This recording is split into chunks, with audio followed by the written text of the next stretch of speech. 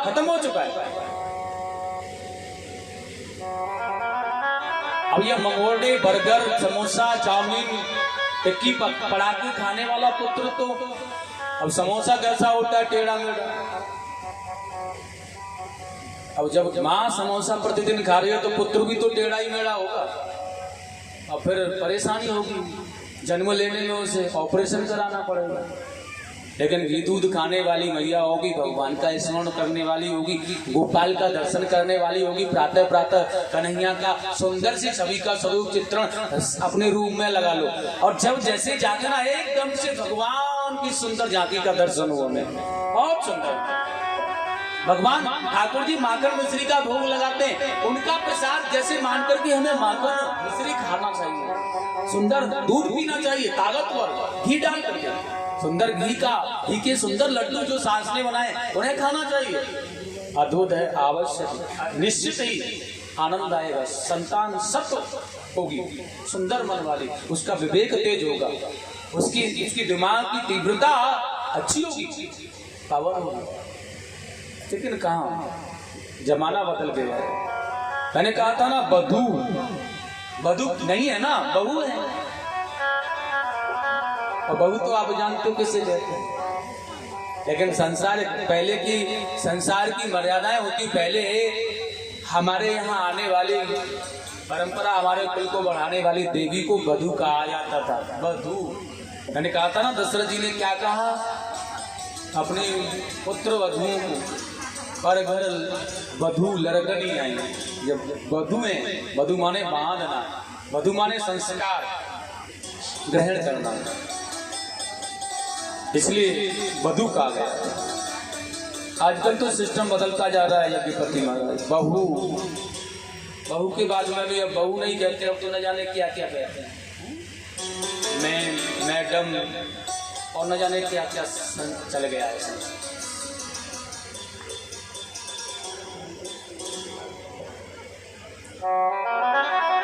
अंशुमान ने प्रणाम किया है, महात्मन कपिल को जाकर के चरणों में वंदन किया। यह माता का संस्कार था, पिता का संस्कार था, इसलिए चरणों में जाकर के प्रणाम किया। अश्व बना हुआ है, कोई परवाह नहीं है, लेकिन पहले संत को देखने के बाद नतमस्तक चरणों में जाकर साष्टांग प्रणाम किया, वंदन किया और हाथ जोड़ करके वंदन करने के बाद में प्रार्थना की।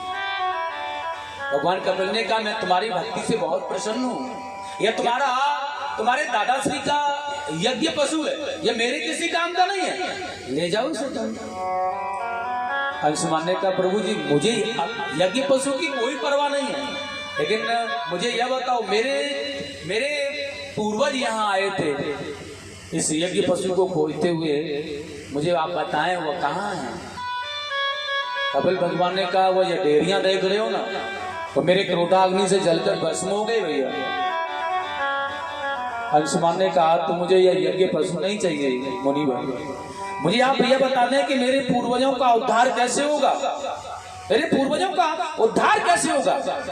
इसे कहते हैं पुत्र, पूर्वज नरक में पड़े रहे, हमें कोई लेना देना नहीं, हमें अपने ऐशो आराम में आनंद लेना है बस। ऐसा बताया जा रहा है जिस घर में एक भक्त पैदा हो जाता है, एक भक्ति करने वाला, साधना करने वाला, ब्राह्मण सेवा करने वाला, संत सेवा करने वाला, कथाएं कराने वाला, करने वाला, सुनने वाला एक सनातनी भक्त होता है, उस भक्त की 7 पीढ़ियां नरकों से निकल करके बाहर आ जाती हैं। ऐसा महापुरुष कहते हैं, मेरी अपनी भाषा नहीं, अपनी कोई बात नहीं है, बिल्कुल 100% सत्य है। और अंशुमान ने वही कह दिया है, मुझे अपना नहीं, ये यज्ञ पशु भी नहीं चाहिए, मुझे यह बता दो कि मेरे पूर्वजों का उद्धार कैसे होगा कि जो कि नरक में आपके नेत्राग्नि से जलकर भस्म हो गए, उनका उद्धार नहीं हुआ है गुरुवर, मुझे बताओ कि मैं अपने पूर्वजों का उद्धार कैसे करूं। इसे संतान कहते हैं।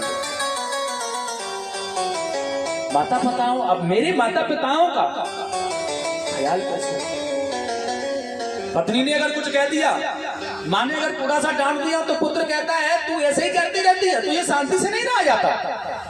जिस उस माँ को उपदेश कर रहा है, जिस माँ ने तुझे 9 माह गर्भ में रखा था, जिस माँ ने तुझे सूखे में सुलाया, गीले में स्वयं सोई, इतना कष्ट पाया, तेरी तोतली भाषा को बड़े प्यार से, बड़े दुलार से वो आनंद लेती थी, बड़ा दुलार करती थी, उसे तू उपदेश कर रहा है।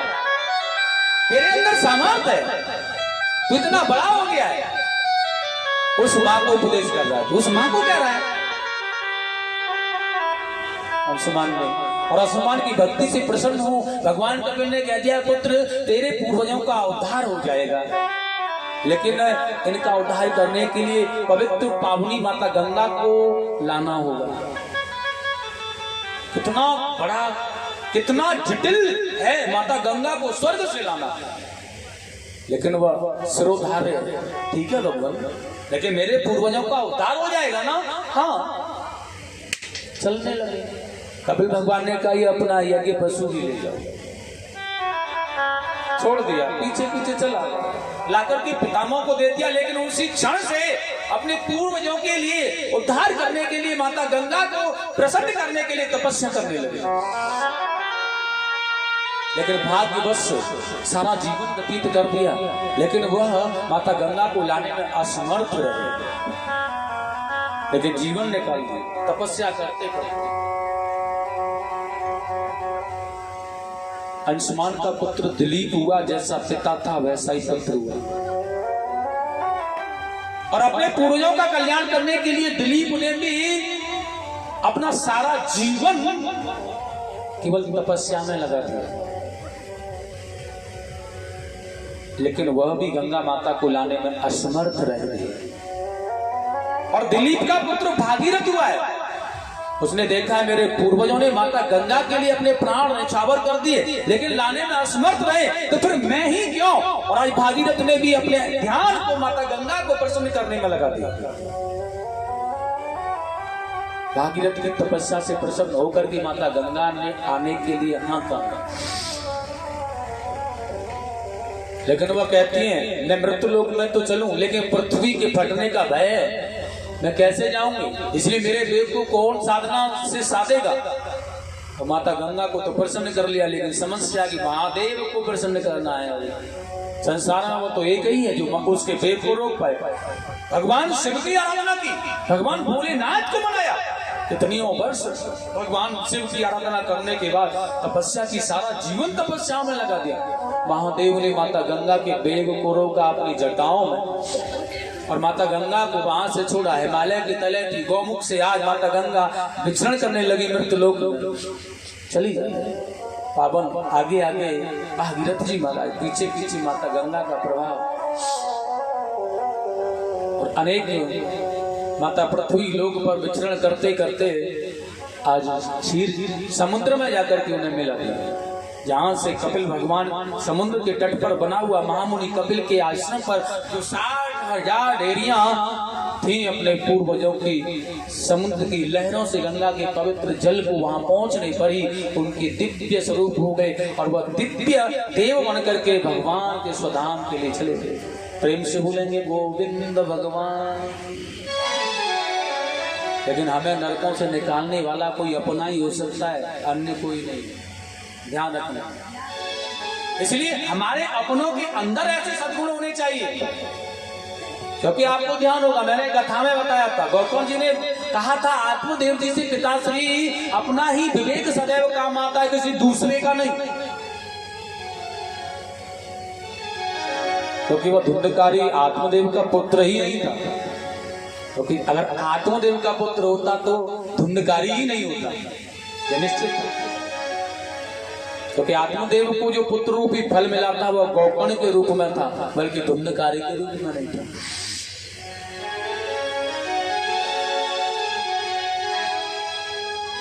आगे बड़े सुंदर कहा गया है महाराज, माता गंगा ने पवित्र पावनी भागीरथ जी के पूर्वजों का उद्धार किया है सज्जन। क्या माता गंगा भागीरथ के ही पूर्वजों का उद्धार करने पधारी?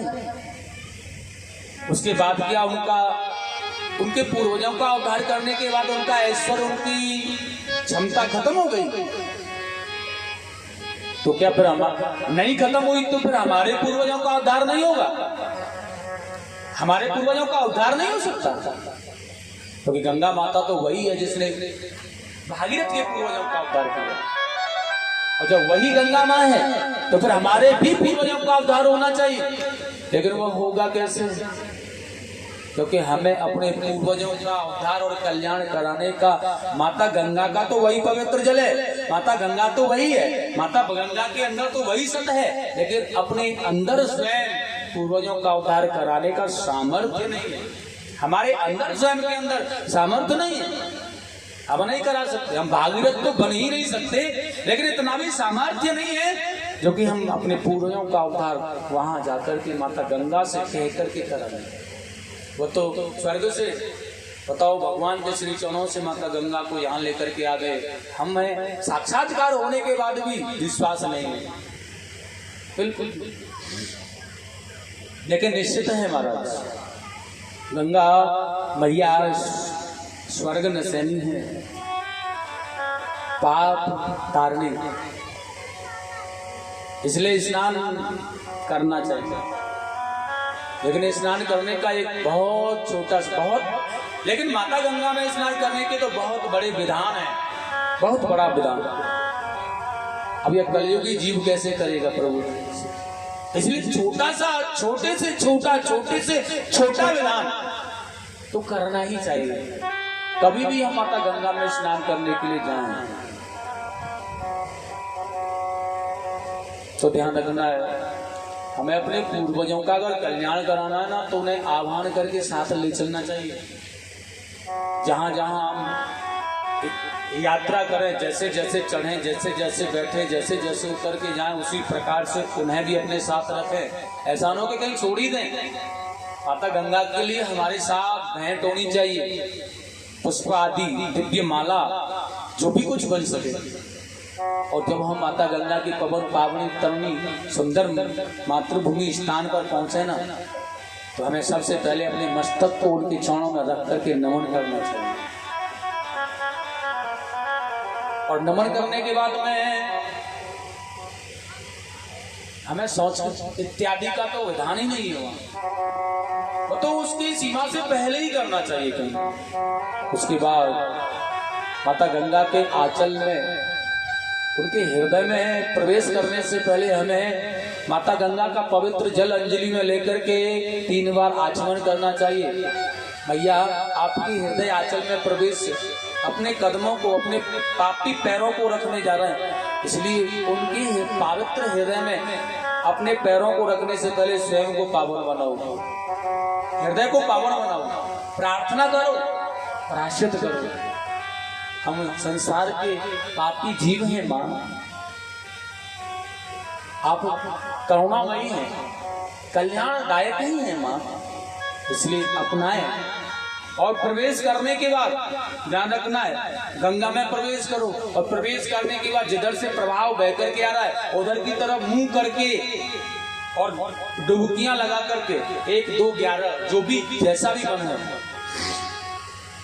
निकल के बाहर आ जाओ। माता गंगा को फिर प्रणाम करो, श्रद्धांजलि दो, देवताओं को, भगवान शिव को, सूर्य को अर्घ दो, आदि जो भी करना है, पूजा पाठ जो भी करना है करो, दीप जलाओ, ज्योति जलाओ, प्रसाद दो, वितरण करो, धूप दीप नैवेद्य चढ़ाओ, अपने पूर्वजों को स्नान कराओ। उसके बाद में निकल के जब गंगा से बाहर आते हैं तो हमें वस्त्र लेकर के अपने शरीर को पोंछना नहीं चाहिए, क्योंकि हमारे शरीर के अंग अंग के भाग से जो गंगा के अमृत जल की बूंदें गिरती हैं, उन्हीं बूंदों को हमारे पितृ ग्रहण करते हैं। ऐसा नहीं टॉल लेकर के, साथी लेकर के वो एकदम से पहुंच दिया सारा शरीर, वस्त्र उतारे वहीं दूध डाले, उन वस्त्रों को रख करके लाओ, वहां मत दो। वह गंगा अमृत है, वह तरण तारणी है, वह पाप मोचन करने वाली है। कोई स्विमिंग पूल नहीं है आपके यहाँ का, कोई बाथरूम नहीं है हमारा जो वहीं पर वस्त्रों को धो डालें, हम वहीं कुल्ला करें, शौच करें, क्रिया करें, या स्विमिंग पूल बना करके मगरमच्छ की तरह तैरें, वहां नहीं। वह गंगा माँ है। इतना काफी नहीं है कि हमें वह इतना आभार प्रकट करा रही है कि हम वहां जाकर के उनकी आंचल में जाकर के, उनके हृदय में जाकर के अपने पापों को धो रहे हैं, इतना कम नहीं है क्या? नहीं करना चाहिए। और फिर अपने पुत्रों को लेकर के अपने उचित स्थान पर बैठा लें।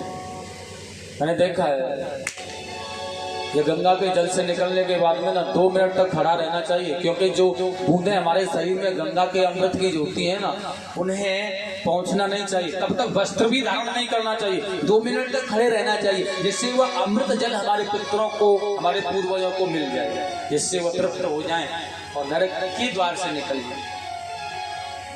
नर कर गंगे स्नान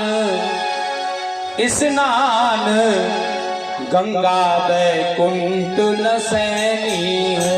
नर कर गंगे स्नान गंगा बैकुंठ नसैनी है। गंगा बैकुंठ नसैनी है। गंगा बैकुंठ नसैनी है। मैया बैकुंठ नसैनी है। मैया बैकुंठ नसैनी है। नर कर गंगे स्नान गंगा बैकुंठ नसैनी है। नर कर गंगे स्नान मैया बैकुंठ नसैनी है। जय हो।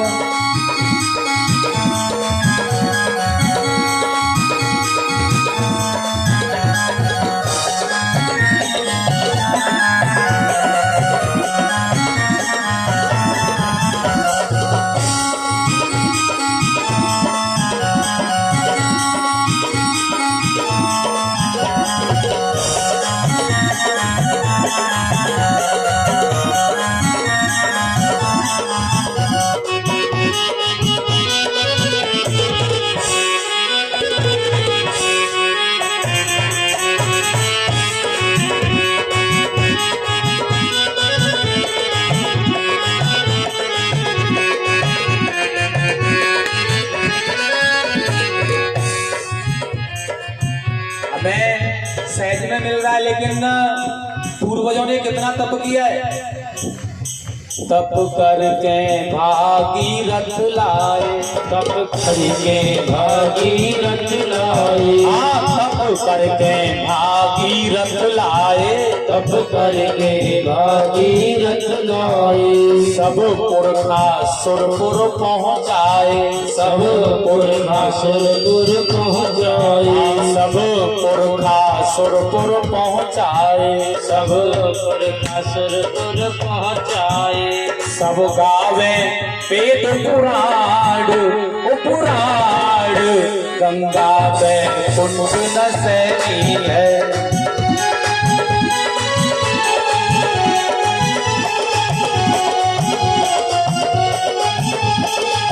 ओ मैया बैकुंठ नसैनी है। मैया बैकुंठ नसैनी है। गंगा बैकुंठ नसैनी है। मैया बैकुंठ नसैनी है। नर कर गंगे स्नान गंगा बैकुंठ नसैनी है।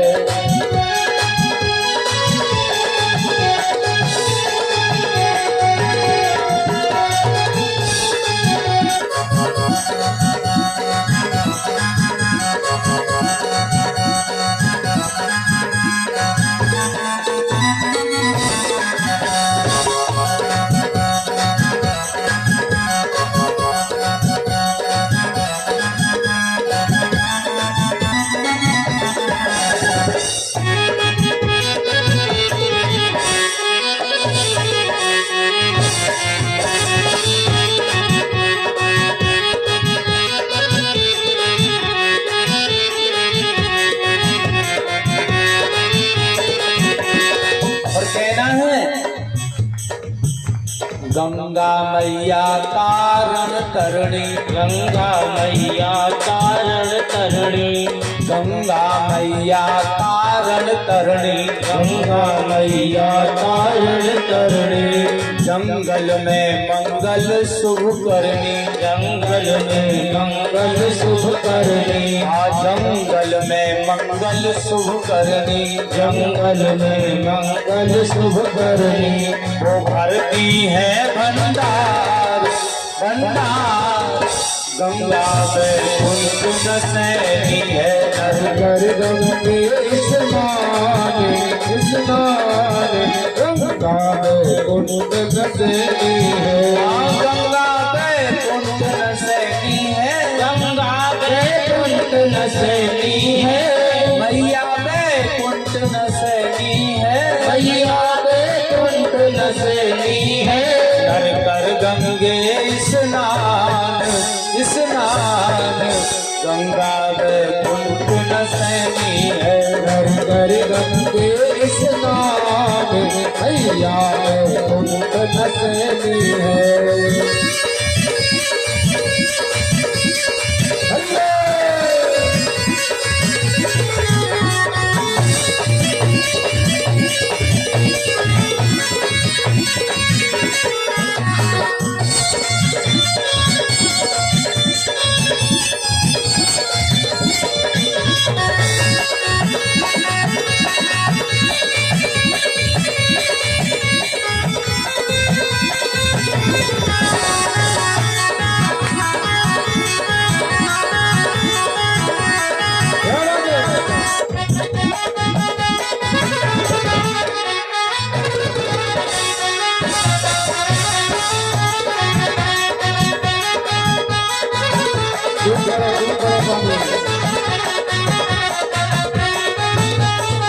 और क्या करती है ये गंगा मैया यमराज की काटे फांसी को यमराज की काटे फांसी को यमराज के फंदे को निकाल के फेंक देती है माता गंगा अगर करने वाला कोई हो तो यमराज की काटे फांसी को यमराज की काटे फांसी को मापस और पूर्ण मासी को मापस और पूर्ण मासी को यमराज की काटे फांसी को यमराज की काटे फांसी को मापस और पूर्ण मासी को मापस और पूर्ण मासी को और देव बुद्धि वरदान वरदान गंगा बैकुंठ नसैनी है कर गंगे स्नान